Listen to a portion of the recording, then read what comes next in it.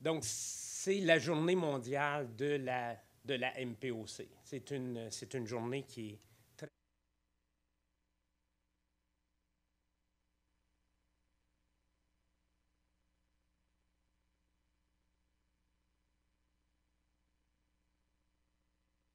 Allons discuter.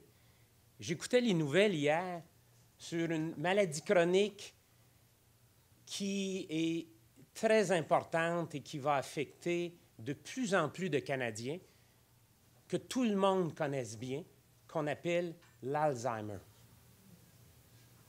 La MPOC, c'est l'Alzheimer du poumon. Au lieu de perdre la mémoire, qu'est-ce qu'on perd? On perd le souffle. C'est une maladie qui regroupe des termes plus génériques que les gens connaissent bien, comme la bronchite chronique, l'emphysème. On peut voir ici sur le dessin qu'on a une limitation au niveau de l'entrée et de la sortie d'air, donc à cause du dommage qu'on a au niveau des voies respiratoires. Et on a une atteinte du poumon proprement dit, et donc une atteinte des échanges comme l'oxygène. En plus de ça, la maladie va être associée à des épisodes aigus qu'on appelle des exacerbations. On pourrait parler ici, pour faire le parallèle avec la crise cardiaque, on pourrait parler de la crise pulmonaire. Les exacerbations sont à la MPOC, ce que l'infarctus du myocarde est à la maladie coronarienne. Est-ce qu'on lui donne la même importance? Non. Pourquoi? Après 30 ans, je n'en suis pas encore certain. Typiquement, un malade arrive avec des douleurs rétrosternales, une histoire d'une maladie coronarienne à l'urgence. On l'amène immédiatement dans une salle qu'on appelle la salle de réanimation. On le met sur moniteur, on lui injecte des médicaments. Immédiatement, lorsqu'on a pu le stabiliser, on le monte à l'unité coronarienne et il y a une prise en charge qui est faite déjà à ce moment-là, jusqu'à ce que le patient quitte l'hôpital avec tous les médicaments nécessaires pour contrôler, une fois qu'on a sauvé la vie du patient, la maladie chronique sous-jacente. On a un patient avec une histoire de MPOC qui arrive à l'urgence, une exacerbation, on le met dans le coin. Si on a une urgence qui est vraiment surchargée, il va rester dans le corridor. On va lui mettre un masque. On va lui dire encore une fois, monsieur, madame Untel, ça fait déjà 2 fois, 3 fois que vous venez cette année. Et on va essayer de trouver le moyen le plus rapidement possible. Si on est capable de l'envoyer chez lui, on va l'envoyer chez lui. S'il y a un lit à l'étage, il semble qu'il a besoin d'être admis, il va être admis. Et quand il va sortir de l'hôpital, tous ses médicaments vont être mêlés.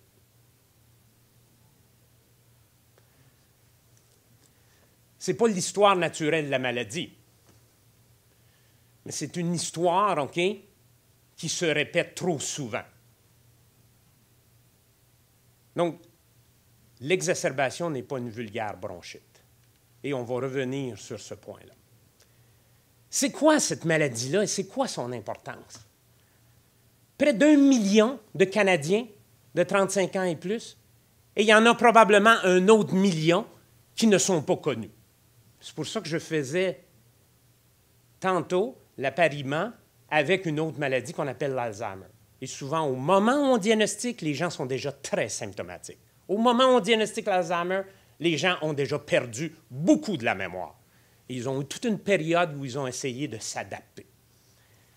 Ce n'est plus une maladie des personnes âgées. Donc, le visage de la maladie a changé dans les 20-30 dernières années. Plus de 50% des patients sont moins de 65 ans. Si je parle à des gens de 18 ans et moins, des moins de 65 ans ou alentour de 65 ans, ça semble vieux. Mais si je parle à l'ensemble de la population, en bas de 65 ans, c'est jeune actuellement. Donc, on doit y penser, même quand les gens sont plus jeunes. C'est quoi le problème principal? Et ça, c'est une étude canadienne ici, c'est qu'au moins 50% ne sont pas diagnostiqués. Et on parle de patients qui ont souvent perdu. Lorsqu'on parle de Goal 2, ici, c'est une sévérité modérée. Les gens ont déjà perdu 50% de leur capacité respiratoire.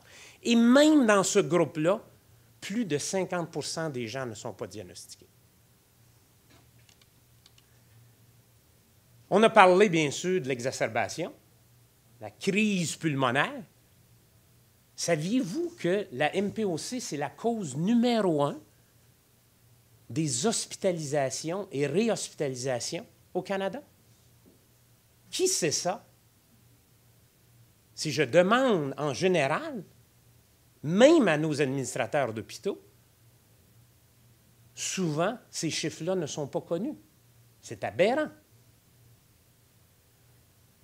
C'est à venir, okay, d'ici très peu, la 3e cause de décès au monde.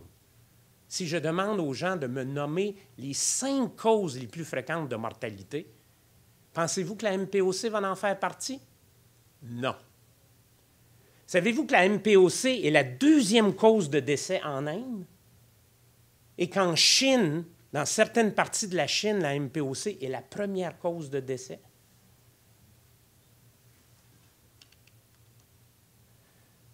Les facteurs de risque, la cigarette et la cigarette.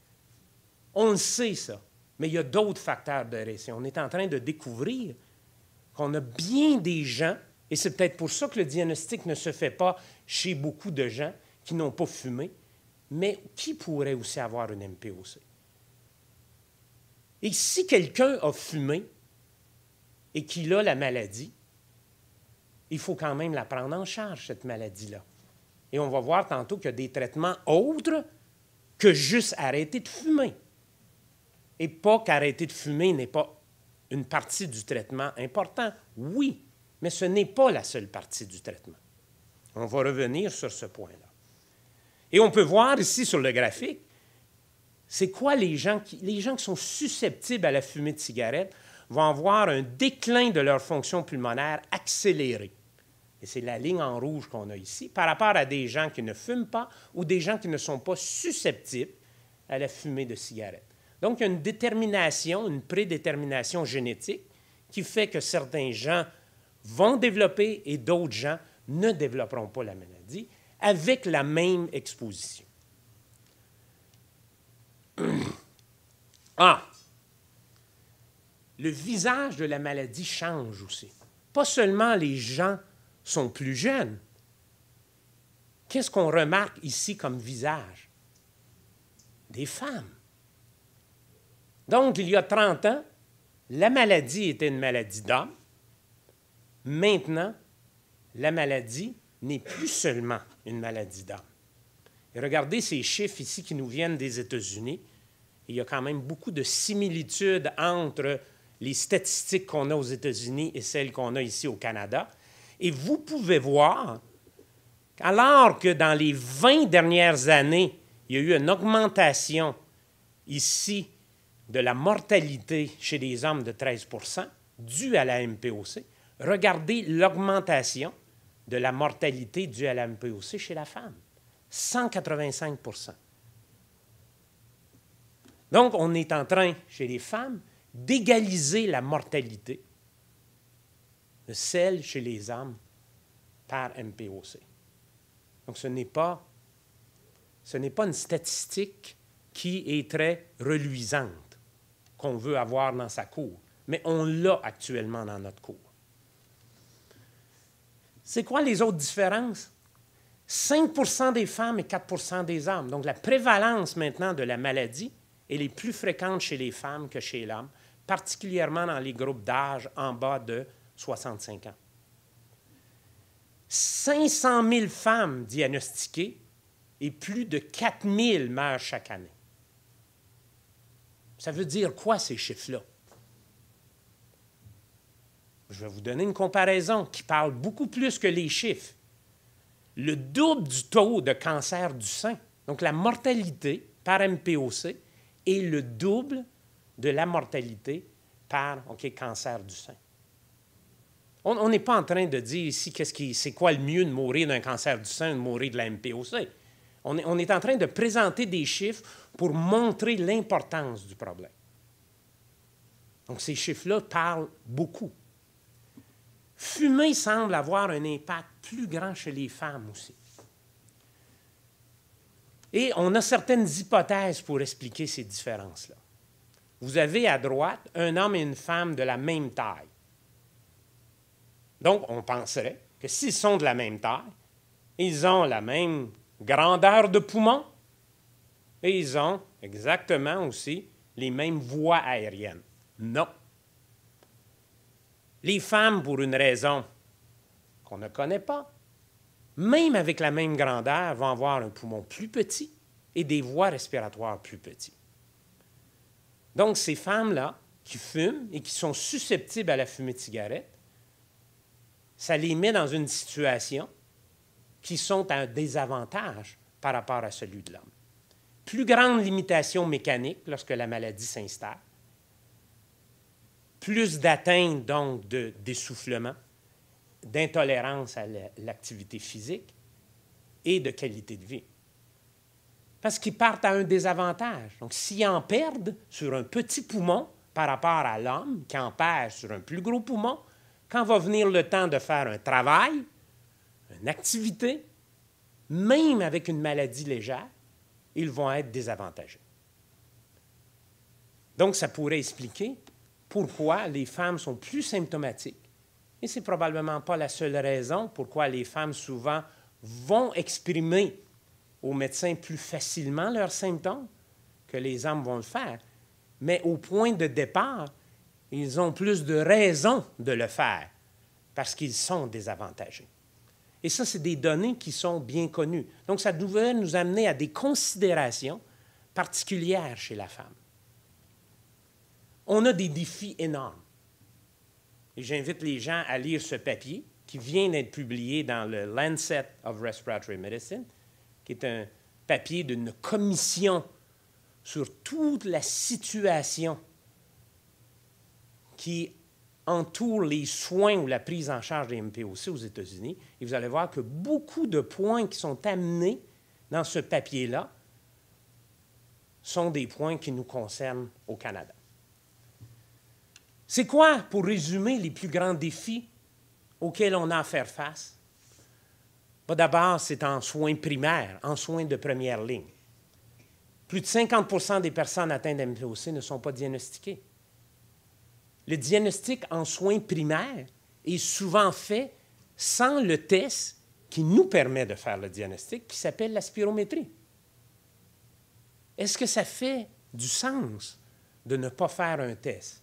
Est-ce que ça fait du sens de me faire une prise de sang pour mesurer le niveau sanguin de glucose, de sucre, si on suspecte que quelqu'un peut avoir un diabète? Est-ce que ça fait du sens de ne pas investiguer le cœur, faire un échocardiogramme, si on suspecte que quelqu'un a une insuffisance cardiaque? C'est une logique médicale qui est tout à fait naturelle. Est-ce que ça fait du sens de ne pas faire une spirométrie lorsqu'on a quelqu'un chez qui, à risque, avec des symptômes, pour un diagnostic de MPOC? Pas plus de sens. Mais on l'accepte. On ne devrait pas l'accepter comme patient. Vous avez une responsabilité aussi. Les médecins en ont, le système de santé, mais on ne devrait pas l'accepter comme patient. L'accès des patients à l'éducation sur la maladie, très important. Il faut outiller les patients. Moi, je ne vis pas avec mes patients au quotidien. Le patient vit avec sa maladie au quotidien. Il faut qu'il soit outillé pour être capable de mieux vivre avec sa maladie au quotidien. Les thérapies médicamenteuses, bons médicaments aux bons patients. Et les interventions non pharmacologiques sur lesquelles on va revenir et comment on peut donner un accès au traitement le plus efficace pour améliorer la capacité à l'exercice, la capacité fonctionnelle et la qualité de vie, la réadaptation pulmonaire. Coordination des soins, très important dans toutes les maladies chroniques. Soins primaires et spécialistes, transition entre les services ambulatoires et les services en institution à l'hôpital. Reconnaître et diagnostiquer clientèle fumeuse, ex-fumeuse, avec symptômes respiratoires, spirométrie devrait être fait chez tous les patients. Le flare-up, on a parlé tantôt de l'exacerbation, cette crise qu'on pourrait dire pulmonaire, pour faire le parallèle avec la crise cardiaque pour les maladies coronariennes, c'est associé à une qualité de vie diminuée, déclin accéléré des fonctions pulmonaires, augmentation de la morbidité, de la mortalité et cause numéro 1 d'hospitalisation au Canada. La comparaison entre l'infarctus, la crise cardiaque et la crise pulmonaire, on peut voir que chez les patients hospitalisés avec une exacerbation, un fort pourcentage va décéder dans l'année, comme on le voit avec la crise cardiaque. Le taux de mortalité hospitalier est élevé aussi. Donc, pourquoi on accorde moins d'importance? Pourquoi les patients quittent l'hôpital et ne sont pas pris en charge comme on le fait avec la maladie cardiaque? Il y a un questionnement à faire à ce niveau-là. Le traitement pharmacologique, tout patient mérite un essai avec une médication. Le défi est toujours d'évaluer si le patient a une limitation liée à ses symptômes respiratoires. Pourquoi c'est un défi? Si vous êtes essoufflé à faire quelque chose, qu'est-ce que vous allez faire? L'adaptation la plus naturelle, c'est de ne pas faire ce qui nous essouffle. Si j'ai mal à une cheville, je vais éviter de marcher ou de me mettre en situation qui va augmenter la douleur. La même chose d'un point de vue respiratoire. Donc, c'est important comme médecin et vous de réaliser pourquoi je suis essoufflé. Est-ce que c'est juste à cause de l'âge? Est-ce que j'ai pris du poids? Est-ce qu'il y a autre chose? Mais on doit évaluer, si vous êtes à risque, que ça pourrait être en relation avec une MPOC. Il y a des médicaments. Les médicaments soulagent les symptômes. Vous allez dire, oui, mais les médicaments, on voudrait qu'ils guérissent. Dans la maladie chronique, la majorité des médicaments ne guérissent pas. Vous prenez de l'insuline pour le diabète. Pourquoi? Pour guérir votre diabète? Non. Pourquoi? Parce que si vous étiez en mesure de guérir le diabète avec l'insuline, vous pourriez arrêter l'insuline. Vous avez guéri le diabète. Non, vous prenez l'insuline pour contrôler vos niveaux de sucre parce que vous avez le diabète. Vous prenez un médicament pour contrôler votre essoufflement dû à la MPOC parce que vous avez une MPOC. Donc, la MPOC n'est pas différente des autres maladies chroniques. C'est la même chose. Augmenter la capacité à l'exercice. Réduire le nombre et la gravité des exacerbations. Améliorer l'état de santé général. Donc, c'est le but principal de nos traitements pharmacologiques. Mais il y a tous les traitements non pharmacologiques. On a parlé de la cessation tabagique qui est très important. Si on arrête de fumer, on ne gagnera pas ce qu'on a perdu au niveau de notre capacité respiratoire. Mais on va arrêter de perdre de façon accélérée ce qu'on a fait pendant plusieurs années dû à la cigarette. L'éducation, on en a parlé. Outiller le patient. La vaccination, c'est le temps de la vaccination. Vous devriez être vacciné à ce temps-ci. Si vous n'êtes pas vacciné, s'il vous plaît, la première chose à faire dans la prochaine semaine ou deux, c'est votre vaccin antigrippal à chaque année. Oxygénothérapie chez les patients qui ont besoin d'oxygène, et il y a des critères bien précis. Réadaptation pulmonaire, on va en discuter. Et on a maintenant des solutions chirurgicales et des solutions non chirurgicales qui sont vraiment pour certains patients très particuliers, des situations bien définies. La réadaptation pulmonaire, c'est le meilleur traitement que nous avons actuellement pour améliorer la capacité fonctionnelle et la qualité de vie. Et lorsqu'on regarde ici sur le graphique en bas, on peut voir que des médicaments importants et pour lesquels l'efficacité n'est nullement mise en doute améliorent la qualité de vie. L'échelle ici nous semble dans le négatif, mais le négatif sur cette échelle est une amélioration de la qualité de vie et atteint cette ligne ici à -4 qui est considérée comme cliniquement significatif. Et lorsqu'on regarde la réadaptation, il devient assez clair que notre barre ici, elle est du double presque de l'effet obtenu par nos médicaments. Donc, la combinaison d'un traitement pharmacologique avec la réadaptation pulmonaire, c'est la meilleure combinaison de traitements qu'on a à l'heure actuelle.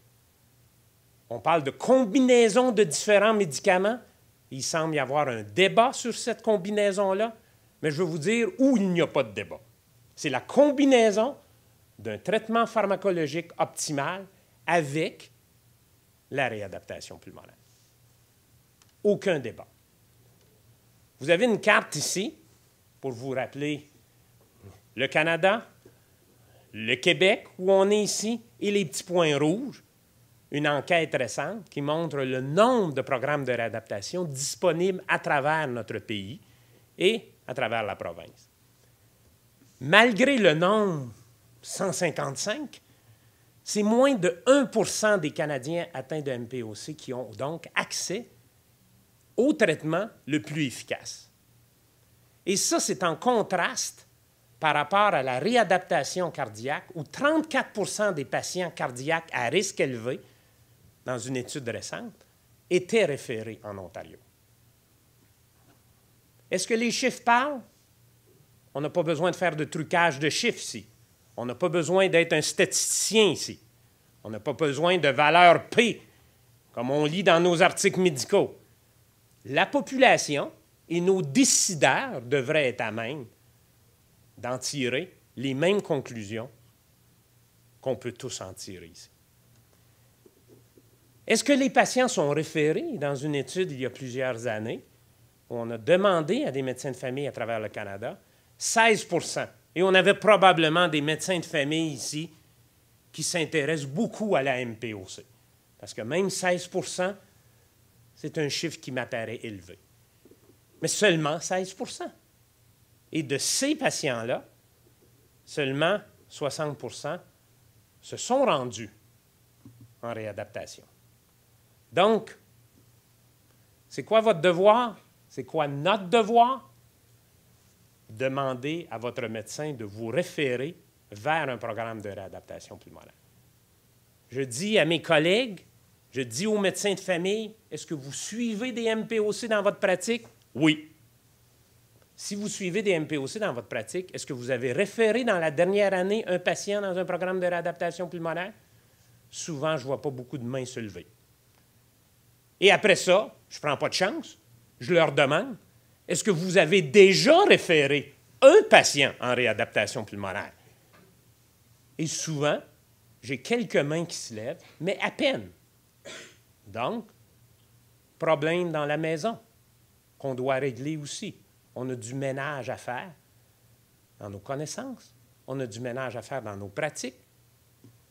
Comme patient, vous devez être avisé de ces choses-là et vous devez aider à amener ces changements-là.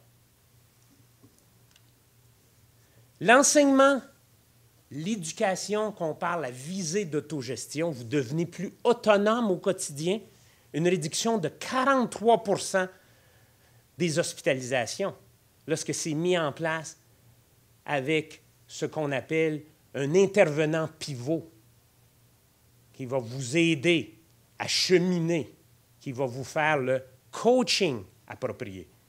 Amélioration de la qualité de vie. démontré dans nos grandes revues systématiques. D'où tout ça venait? Le leadership au Canada est excessivement fort dans la maladie pulmonaire obstructive chronique et la recherche. Okay, on est un des pays au monde, okay, qui a contribué et qui continue à contribuer par les nouvelles connaissances, des approches thérapeutiques de prise en charge et la démonstration de l'efficacité comme aucun pays ou peu de pays le font. Et malgré ça, cordonnier mal chaussé. Un des premiers programmes qui a fait la démonstration, et mieux vivre avec une MPOC, qui est mis en place à travers le Québec, à travers le Canada, a déjà près de 20 ans, avec l'encadrement d'un professionnel, et déjà, dans l'une des premiers essais cliniques randomisés, montrait une réduction de 40 % des hospitalisations par rapport au groupe contrôle de soins usuels. Est-ce que vous connaissez un traitement qui a une efficacité aussi importante que ça? Avec le potentiel de sauver des coûts. Parce qu'à cette étude-là, une analyse de coûts a été faite et des publications ont été faites. Ça date déjà de 15 à 20 ans. Pourquoi qu'on n'a pas mis en place? Pourquoi que les ressources n'ont pas été mises en place? C'est fait à l'unité encore. Par la croyance, chacun des milieux, et si on a réussi à le faire au Québec mieux que partout ailleurs au Canada, et c'est en train de s'étendre au Canada, c'est pas parce qu'on a eu une grande politique de changement due au résultat d'une étude. Donc, cette étude-là est restée assez silencieuse, et c'est au fur et à mesure, les gens, les professionnels ont commencé à mettre en place, et les gens connaissent bien, le programme Mieux vivre, le programme d'autogestion, qui est un programme public qui a continué à s'améliorer au cours des 15-20 dernières années. Inscrivez-vous, vous devez vous inscrire. Comme professionnel de la santé, vous pouvez vous inscrire. Comme patient, vous pouvez vous inscrire. Et vous allez avoir accès, vous allez pouvoir en parler avec votre professionnel de la santé, votre infirmière, votre inhalothérapeute, votre médecin aussi. J'aimerais finir par remercier, en fait, bien sûr, mon institution, remercier aussi tous les gens qui ont travaillé au programme Mieux vivre depuis 20 ans et plus, l'Association pulmonaire du Québec. Si vous avez des questions, communiquez avec votre association. Ici au Québec, l'Association pulmonaire du Québec. Des gens vont vous donner réponse à vos questions. Où sont les programmes de réadaptation pulmonaire? Où sont les programmes pour l'arrêt tabagique? Qu'est-ce que je devrais faire dans telle situation? Donc, l'Association pulmonaire du Québec. Remercier aujourd'hui pour l'événement qu'on a mis en place pour cette grande journée mondiale de la MPOC. L'industrie pharmaceutique est derrière nous, fait de bonnes choses, et aujourd'hui, elle est derrière nous, comme la compagnie AstraZeneca. Mais le plus important, c'est vous remercier, patients, qui avez écouté cette présentation, parce qu'on a surtout besoin de vous. Vous pensez que vous avez besoin de nous? Oui. Mais on a besoin de un et l'autre. Et on va pouvoir avancer, continuer à améliorer les choses par votre engagement. Comme patient, famille, aidant naturel et, bien sûr, les gens qui vous entourent. Merci beaucoup.